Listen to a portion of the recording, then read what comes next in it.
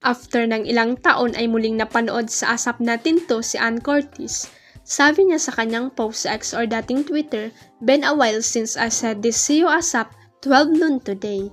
Marami ang nag-abang sa kanyang comeback performance kaya naman tinodo at binungga niya ang kanyang proud sa Asap Natin To, California.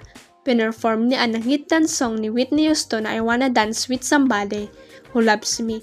At para mas maaliw pa ang mga audience sa Toyota Arena sa Ontario, California, ay ilang beses niyang tinaasan ang pagkanta na dahilan para pumiyok siya.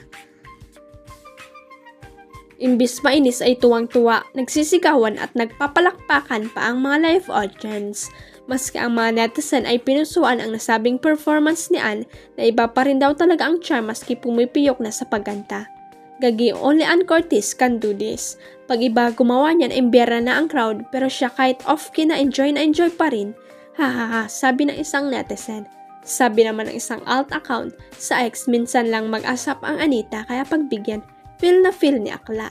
Kuda naman ng isa pang ex-user, at Ann Curtis Smith is really not a singer but this is the reason why the audience accept and love every performance she made cause the entertainment she can brings to the audience.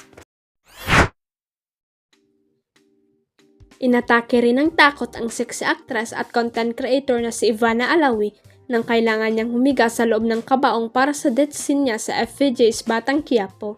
Ito na raw yata ang pinaka-challenging na eksenang ginawa niya sa lahat ng teleseryeng ipinagkatiwala sa kanya ng ABS-CBN. Kaya naman habang buhay niyang ite-treasure ang karakter niyang bilang Bubble sa Batang Quiapo na in fairness ay talagang nagmarka sa mga manunood.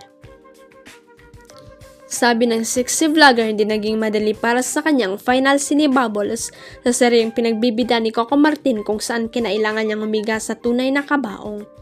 Ang hirap, katok ako ng katok, tapos may glass, ang hirap huminga. Mabilis lang yung take pero marami. 5 minutes din tumagal sa loob ng ataol, ino-open naman nila every time kumakatok ako.